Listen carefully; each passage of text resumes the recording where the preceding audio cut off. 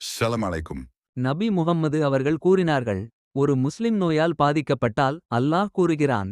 என் அடிமையை நான் நோயால் சோதித்தேன். அவன் செய்த நல்ல அமல்களை நோய்க்கு முன்பு செய்ததைப் போலவே அவனுக்காக பதிவு செய்யுங்கள். நான் அவனை குணப்படுத்தினால் அவனுடைய பாவங்களை மன்னித்து அவனை தூய்மைப்படுத்துகிறேன். நான் அவனுடைய உயிரை எடுத்தால் அவனுக்கு இரக்கம் செய்கிறேன். முற்றுப்புள்ளி. நோய் வந்தால் கூட முன்பு செய்த நல்ல அமல்களின் நன்மை தொடர்ந்து எழுதப்படும். நோய் என்பது பாவங்களுக்கு பரிகாரம். கஃபாரா. நோயில் பொறுமையாக இருந்தால் பாவங்கள் மன்னிக்கப்படும். நோயிலேயே மரணம் ஏற்பட்டால் அல்லாவின் இரக்கம் கிடைக்கும். இதன் மூலம் நோய் ஒரு தண்டனை மட்டும் இல்லை.